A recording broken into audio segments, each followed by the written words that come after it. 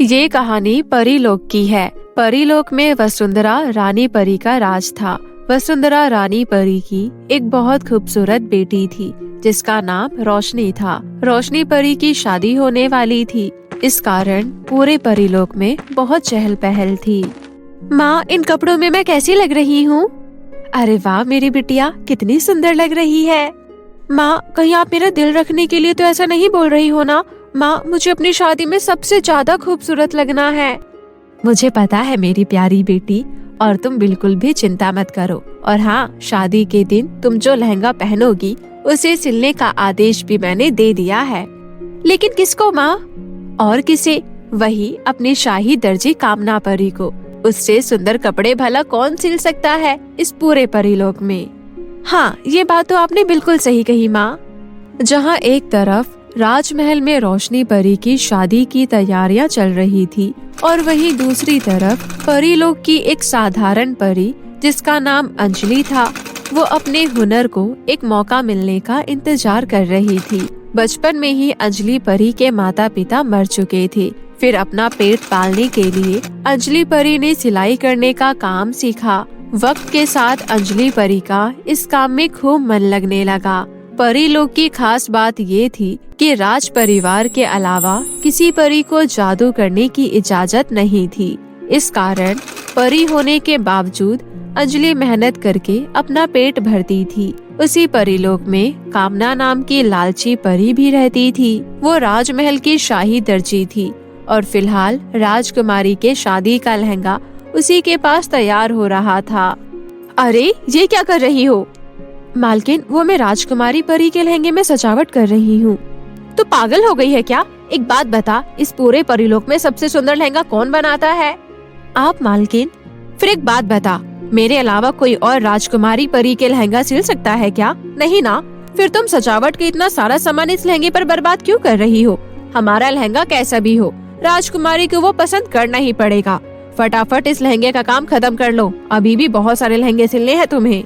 लेकिन मालकिन, इस लहंगे के लिए रानी परी ने आपको बहुत सारी स्वर्ण मुद्राएं दी है, तो फिर आप इस लहंगे पर खर्चा करने से क्यों कतरा रही हैं? और वैसे भी ये कोई आम लहंगा नहीं है। राजकुमारी परी जी इसे अपनी शादी पर पहनने वाली है, इसलिए मैंने सोचा। बस यही तो दिक्कत है, तुम सोचती बहुत हो। सोचने का काम मेरा है, तुम्हारा काम सिर्फ इतना होता है जितना मैं कहती हूँ, समझी? क्या दूसरे तरीके से समझाऊं? कामना परी अपने यहाँ काम करने वाली को इस तरह डांट कर वहाँ से चली गई। तभी वहाँ पर अंजलि परी आई जिसने कामना परी की सारी बात सुन ली थी। अरे, कैसी हो तुम राधा? अरे अंजलि परी, तुम आओ आओ, मैं ठीक हूँ। तुम बताओ कैसी हो? मैं भी ठीक हूँ, बस यहाँ से गुजर रही थी तो सोचा तुमसे मिलती चलूं। वैसे राधा, राजकुमारी के लहंगे पर तुम बहुत अच्छी सजावट कर रही थी। हाँ अंजलि परी, मैं बहुत मन से बना रही थी ये लहंगा, लेकिन मैंने सब सुन लिया था राधा। वैसे तुम्हें पता है ना कि मैं भी सिलाई का काम कर लेती हूँ।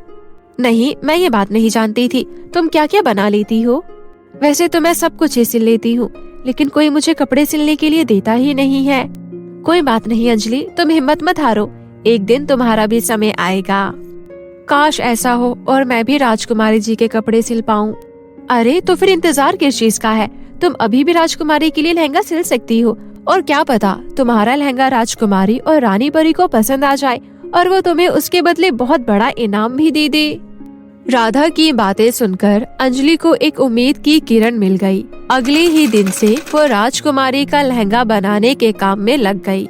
अंजलि परी ने उस लहंगे को सुंदर बनाने के लिए अपनी सारी जमा पूंजी खर्च कर दी और 4 दिनों तक लगातार मेहनत करने के बाद अंजलि ने बहुत सुंदर लहंगा बनाकर तैयार कर दिया। उस लहंगे को लेकर अंजलि परी कामना परी की दुकान पर गई और छुपकर उसके वहाँ से जाने का इंतजार करने लगी। फिर जैसी ही कामना परी दुकान से गई, अंजलि परी ने अपना लहंगा राधा परी को दिखाया। अरे वाह अंजलि परी, सच में कमाल कर दिया तुमने तो। ऐसा डिजाइन तो पूरे परीलोक में कोई सपने में भी नहीं सोच सकता था। वाकई में तुम्हारे हाथों में तो गजब का हुनर है। राधा परी से तारीफ पाने के बाद अंजलि परी का आत्मविश्वास और बढ़ गया और वो उस लहंगे को लेकर सीधा राजमहल पहुंची। फिर रानी परी ने खुद उसका बनाया हुआ लहंगा देखा और फिर वाह क्या बात है, क्या सच में तुमने इसे बनाया है? आज तक हमने इतनी सुंदर कारीगरी नहीं देखी। सिलाई का तरीका भी बहुत अच्छा है तुम्हारा। ये रहेगा, हम रख लेते हैं। अभी कुछ देर में कामना परी भी अपना बनाया हुआ लहंगा ले आएगी। फिर राजकुमारी खुद तय कर लेगी कि उनको दोनों में से कौन सा लहंगा पहनना है। रानी परी की ये बातें सुनकर अंजलि परी बहुत खुश थी, लेकिन दूसरी तरफ कामना परी को ये खबर मिल गई थी कि अंजलि परी ने बहुत सुंदर लहंगा राजमहल में पहुंचा दिया है। इसलिए अब वो शांत बैठने वालों में से तो नहीं थी, इसलिए उसे कुछ तो करना ही था। अंजलि परी की हिम्मत कैसे हुई राजमहल तक अपना लहंगा ले जाने की? कल की आई लड़की मेरा धंधा चौपट करने चली है। मेरे अलावा कोई और शाही खानदान के कपड़े सिले, ऐसा मैं कभी नहीं होने दूंगी। कामना परी लालची होने के साथ साथ एक नंबर की बदमाश परी थी। वो कैसे भी करके अंजलि परी को अपने रास्ते से हटाना चाहती थी। तभी उसे एक तरकीब सूझी और वो रोती हुई सीधा रानी परी के पास गई। उस वक्त अंजलि परी भी वहीं मौजूद थी। मुझे न्याय चाहिए रानी परी, मुझे न्याय चाहिए। मेरे साथ बहुत बुरा हुआ है। अरे कामना परी, क्या हुआ? तुम रो क्यों रही हो? क्या बताऊं रानी परी, किसी ने वो लहंगा चुरा लिया जो मैंने राजकुमारी परी के लिए सिला था। अंजलि ये सुनकर हैरान हो जाती है, क्योंकि उसे पता था कि कामना परी के यहाँ बनने वाला लहंगा तो अभी बनकर पूरी तरह से तैयार ही नहीं हुआ है। ठीक उसी समय कामना परी ने अंजलि परी के बनाए हुए लहंगे की तरफ इशारा करते हुए कहा, हाँ यही तो है मेरा बनाया हुआ लहंगा, लेकिन ये तो मेरी दुकान से चोरी हो गया था, फिर ये यहाँ कैसे आया? कामना परी की बात सुनते ही रानी परी बहुत नाराज हो गई। उन्होंने अंजलि को फौरन चोर मान लिया। अंजलि परी रोती रही और अपनी सफाई देती रही, लेकिन रानी परी ने उसकी एक न सुनी और अपनी जादुई शक्तियों से उसे पृथ्वी लोक पर भेज दिया।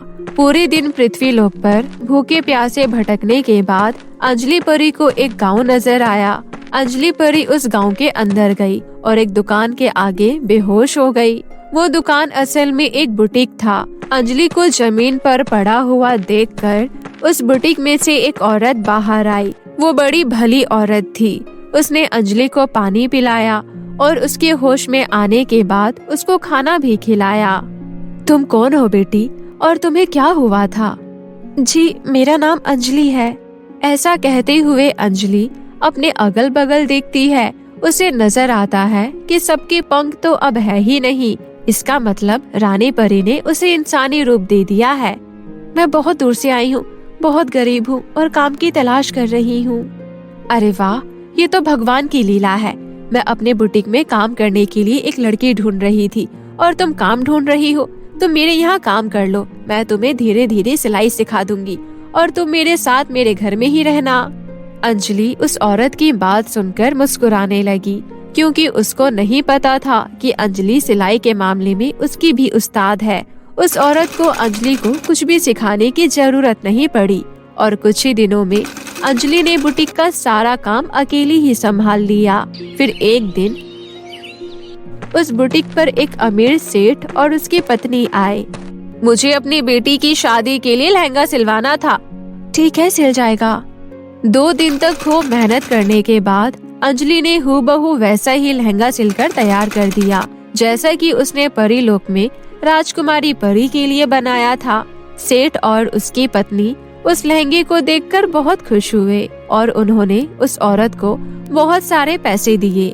इस तरह अंजलि और उस औरत दोनों का ही काम चल पड़ा। जहाँ एक तरफ वो औरत अपने बुटीक के मशहूर हो जाने से खुश थी, तो दूसरी तरफ अंजलि अपनी कारीगरी की तारीफ सुनकर फूली नहीं समा रही थी। फिर एक दिन अचानक से वहाँ पर रानी परी राधा परी के साथ प्रकट हुई।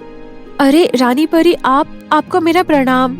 मुझे माफ कर दो बेटी, मैंने तुम्हारे साथ अन्याय किया है। मुझे राधा परी ने सब कुछ बता दिया है। मैंने कामना परी की बातों में आकर तुम्हें बहुत बड़ी सजा दे दी, लेकिन अब मैं खुद तुम्हें परीलोक वापस ले जाने आई हूँ। अंजलि रानी परी की बातें ध्यान से सुन रही थी और वहाँ खड़ी कमला को भी सारी सच्चाई का पता चल गया था। वो चुपचाप खड़ी थी। अंजलि ने कमला को देखा, जिसकी आंखों में आंसू थे। फिर अंजलि ने रानी परी से कहा, मुझे क्षमा कीजिए रानी परी, परीलोक में मेरा कोई अपना नहीं है। यहाँ पर मुझे मेरी माँ मिल गई है, इसलिए मैं यहीं पर रहूंगी। क्योंकि मुझे उनके प्यार की और उन्हें मेरे सहारे की जरूरत है, इसलिए उन्हें छोड़कर मैं कहीं नहीं जाना चाहती। ठीक है अंजलि परी, जैसी तुम्हारी इच्छा, लेकिन याद रखना परी लोग के लिए तुम कभी पराई नहीं होगी। मैं तुम्हें वरदान देती हूँ कि आज से तुम्हारे अंदर भी जादुई शक्तियाँ होंगी। तुम जब चाहे परी लोग आ सकोगी, और हाँ, आज से शाही कपड़े तुम सिलोगी। ऐसा कहकर रानी परी एक सोने के सिक्कों से भरा बक्सा वहाँ प्रकट करती है और कहती है, तुमने हमारी बेटी के लिए जो लहंगा सिला था, ये उसका इनाम है। इतना कहकर रानी परी वहाँ से गायब हो गई। रानी परी के जाने के बाद कमला और अंजलि परी ने आसमान में देखा और रानी परी का शुक्रिया अदा किया और उस दिन से अपना जीवन खुशी खुशी व्यतीत करने लगी। गरीब की जादुई केक बनाने वाली मशीन। एक समय की बात है, भोपाल नाम के एक शहर में देवकी अपनी 2 बेटियों मानसी और निशा के साथ रहा करती थी। देवकी का पति 2 लड़कियां होने की वजह से उसे छोड़कर जा चुका था। अपने पति के जाने के बाद देवकी ने सारे घर की जिम्मेदारियां अपने ऊपर ले ली। देवकी ने पहले कुछ दिनों लोगों के घर में काम किया और फिर थोड़ा थोड़ा पैसे जोड़कर उसने अपनी छोटी सी एक बेकरी खोल ली और अब उस बेकरी में काम करके ही वो अपना घर का खर्चा निकाला करती थी। साथ ही साथ अपनी दोनों बेटियों को स्कूल भी भेजा करती थी। ऐसी ही एक सुबह देवकी बेकरी पर जाने के लिए निकल ही रही होती है, तभी निशा कहती है, माँ, मेरे जूते पूरी तरीके से फट चुके हैं। अब जब मैं इनमें चलती हूँ तो मेरे पैर में कई बार पत्थर चुभ जाते हैं और मुझे बहुत दर्द होता है। हो सके तो मुझे जूते दिला दो ना माँ। मुझे माफ कर दे बेटा, तुझे ये सब सहना पड़ रहा है, पर तू चिंता मत कर। अब जैसे ही मुझे कोई बड़ा ऑर्डर मिलेगा और उस ऑर्डर से जो पैसे मिलेंगे, उन पैसों से मैं तेरे लिए सबसे पहले जूते खरीदूंगी। तब तक के लिए इन जूतों को मोची से सिलवा ले। ठीक है माँ। निशा और मानसी अपनी माँ की हालत समझती थी, इसलिए वो कभी भी किसी चीज के लिए जिद नहीं करती थी। जब किसी चीज की बहुत ज्यादा जरूरत होती थी तभी वो अपनी माँ से कहती थी और देवकी भी इस बात को अच्छे तरीके से जानती थी, इसलिए वो कोशिश करती थी कि वो अपनी दोनों बेटियों की हर जरूरत को पूरा कर सके। फिर एक दिन ऐसी ही देवकी बेकरी में केक बना रही होती है, तभी एक बहुत ही धनवान औरत देवकी की बेकरी पर आती है और इधर उधर देखने लगती है। फिर जैसे ही उसकी नजर देवकी पर जाती है, वो उसके पास जाती है और उससे कहती है, अच्छा, तो तुम ही हो देवकी जो इस शहर में सबसे अच्छे केक बनाती है?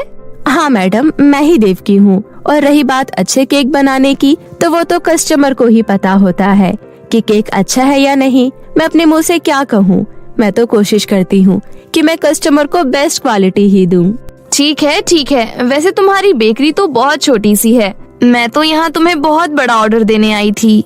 आप चिंता मत कीजिए, बेशक मेरी बेकरी छोटी सी है, पर मैं बड़े से बड़ा ऑर्डर पूरा कर सकती हूँ।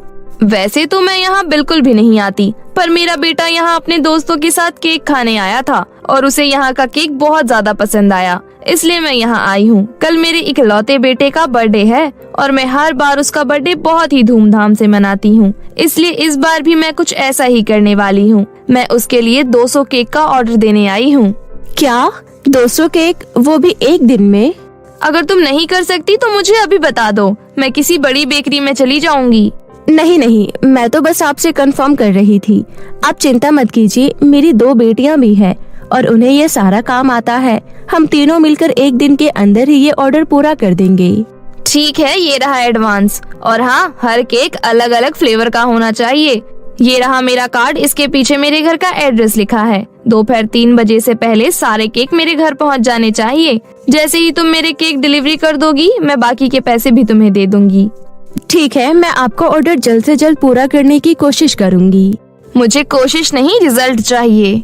ऐसा कहकर वो औरत वहाँ से चली जाती है। देवकी बेकरी बंद करके जल्दी से घर आ जाती है और अपनी दोनों बेटियों को अपने पास बुलाती है। देखो बेटा, आज मुझे बहुत बड़ा ऑर्डर मिला है। एक औरत आई थी, उन्होंने मुझे 200 केक का ऑर्डर दिया है। मैं जानती हूँ मेरे केक बनाने की स्पीड अच्छी है, लेकिन फिर भी मैं एक दिन में 200 केक नहीं बना सकती, इसलिए ये ऑर्डर पूरा करने में मुझे तुम दोनों की मदद चाहिए। माँ, आप चिंता मत कीजिए, हम आपके साथ सारी रात जागकर केक बनाएंगे और इस ऑर्डर को जल्द से जल्द पूरा करने की कोशिश करेंगे।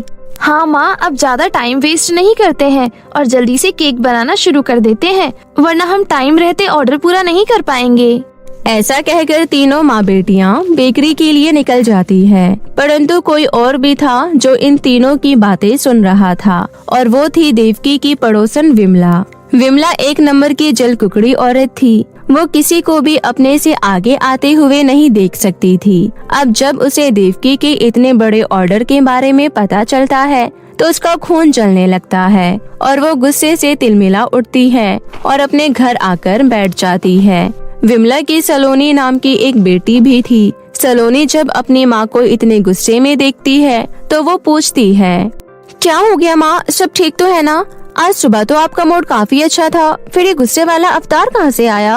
अरे बेटा क्या बताऊं, तू तो जानती ही है ना, उस देवकी की एक बेकरी है और वो उसमें केक बनाती है। तुझे पता है आज उसे 200 केक बनाने का ऑर्डर मिला है। जितने पैसे वो केक बनाकर 3-4 महीने में कमाती है, वो इस ऑर्डर से एक दिन में ही कमा लेगी। सोच, अगर उसे ऐसे ही ऑर्डर मिलते रहे तो धीरे धीरे करके वो बहुत अमीर हो जाएगी और हमसे आगे निकल जाएगी। कहाँ वो लोगों के घर में झाड़ू पोछा का काम करती थी और अब देख अच्छी खासी बेकरी है। अगर इसी तरह से इसे ऑर्डर मिलते रहे तो वो अपनी बेकरी को और बड़ा कर लेगी। हाँ, बात तो आपकी बिल्कुल सही है। अगर वो लोग अमीर हो गए तो वो निशा और मानसी, जिन्हें मैं अपने कपड़ों से चढ़ाती हूँ, वो मुझसे अच्छे कपड़े ले लेंगी। हमें कुछ ना कुछ तो करना ही होगा। यहाँ विमला देवकी को नीचे गिराने की साजिश बना रही होती है। दूसरी ओर देवकी और उसकी बेटियाँ मिलकर पूरी रात जागकर केक बना रही होती है। वो लोग बिना थके बिना रुके एक के बाद एक केक तैयार किए जा रहे थे। धीरे धीरे उनकी मेहनत सफल हो जाती है और दिन के 1 बजे तक सारे केक बनकर तैयार हो जाते हैं। अरे वाह माँ, टाइम से पहले काम हो गया। अभी तो केवल 1 ही बज रहे हैं और ये एड्रेस यहाँ से ज्यादा दूर नहीं है, इसलिए इनको ले जाने में ज्यादा टाइम नहीं लगेगा। ये सब तुम दोनों की वजह से संभव हो पाया है। अगर तुम दोनों मेरा साथ नहीं देती तो मैं ये ऑर्डर कभी भी पूरा नहीं कर पाती। आप हमारे लिए इतना कुछ करती हैं, अगर हम आपकी मदद भी ना करें तो फिर हम आपके बेटे कहलाने लायक नहीं हैं।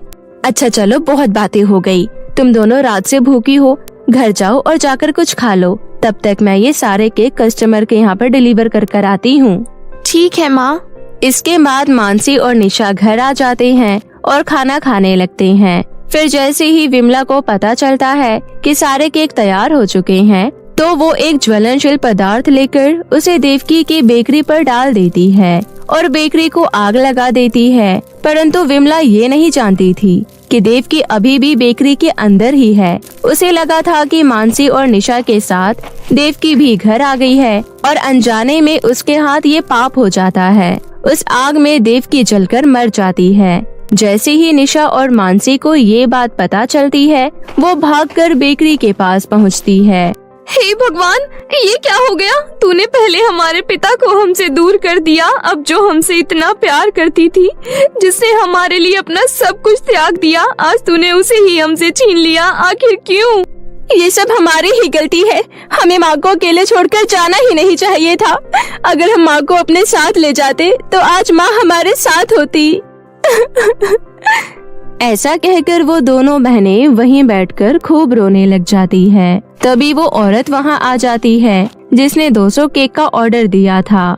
देखो, मुझे तुमसे हमदर्दी है, पर आज मेरे बेटे का बर्थडे है और तुम्हारी माँ ने 200 केक का वादा किया था और मैंने तुम्हारी माँ को 50,000 रुपए एडवांस भी दिया था। अब या तो तुम मुझे 1 घंटे के अंदर 200 केक ला कर दो या 50,000 रुपए। तुम क्या करोगी, कैसे करोगी, वो सब मैं नहीं जानती। बस मुझे केक या पैसे 1 घंटे के अंदर अंदर चाहिए।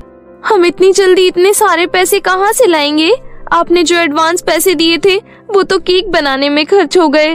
उससे मुझे मतलब नहीं है। मुझे जो कहना था मैंने कह दिया। अब तुम जानो और तुम्हारा काम जाने। ऐसा कहकर वो औरत वहाँ से चली जाती है। दोनों बहनें बहुत ज्यादा उदास हो जाती है और अपनी माँ का अंतिम संस्कार करने के लिए घर से उनके कपड़े लाने के लिए चल देती है। वो दोनों घर आ ही रही होती है कि तभी निशा की नजर एक खेत पर पड़ती है। दीदी उधर देखो, उस खेत में कुछ चमक रहा है। खेत में कैसे कुछ चमक सकता है? इसके बाद दोनों बहनें वहां जाती है और मानसी को भी वहां कुछ चमकता हुआ दिखाई देता है। इसके बाद दोनों बहनें खुदाई करती है। थोड़ी सी खुदाई करने से वहां पर बड़ी सी मशीन निकलती है। ये कैसी मशीन है? ऐसी मशीन तो मैंने पहली बार देखी है। सच कहूँ तो मैंने भी ऐसी मशीन कभी नहीं देखी। तभी उस मशीन के अंदर से एक आवाज आती है। तुम लोगों ने मुझे कभी नहीं देखा होगा क्योंकि मैं एक जादुई केक बनाने की मशीन हूँ। वैसे मुझे पता है तुम्हें मेरी जरूरत है। मैं केवल उन्हीं लोगों को दिखाई देता हूँ जिन्हें सच में मेरी जरूरत होती है। तुम मुझे अपनी सारी कहानी बता सकती हो।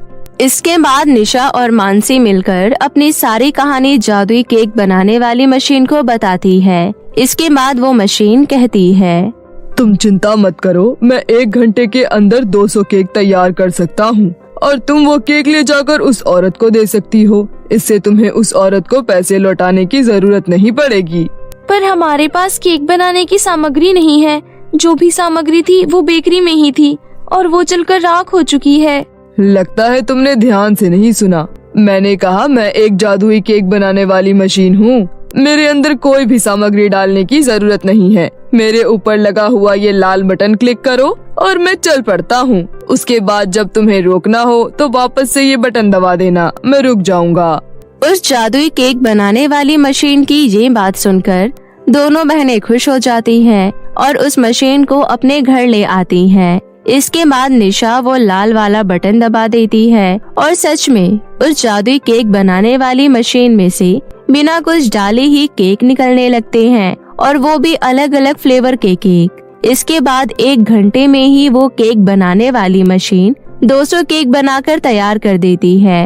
वो सारे केक निशा और मानसी मिलकर उस अमीर औरत के घर पहुंचा देती है और इसके बाद वो लोग एक नई शुरुआत करते हैं। वो दोनों अपनी माँ के नाम से एक बेकरी खोलते हैं और इसमें वो जादुई केक बनाने वाली मशीन भी उनकी मदद करता है। कुछ ही दिनों में निशा और मानसी के केक पूरे शहर में फेमस हो जाते हैं और धीरे धीरे उन दोनों को बाहर देश से भी केक के ऑर्डर आने लगते हैं। तुम्हारा बहुत बहुत धन्यवाद जादुई केक बनाने वाली मशीन। अगर तुम ना होते तो आज हम लोग ना जाने कहाँ होते। निशा बिल्कुल ठीक कह रही है। तुम्हारा हम पर बहुत बड़ा उपकार है।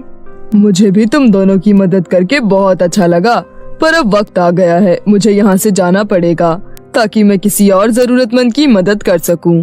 ऐसा कहकर वो मशीन वहाँ से गायब हो जाती है। क्योंकि निशा और मानसी को अच्छा केक बनाना आता था, इसलिए उस जादुई केक बनाने वाली मशीन के जाने के बाद भी उनकी बेकरी अच्छे से चलती रहती है और दोनों बहनें हंसी खुशी एक साथ अपना बाकी का जीवन व्यतीत करने लगती है।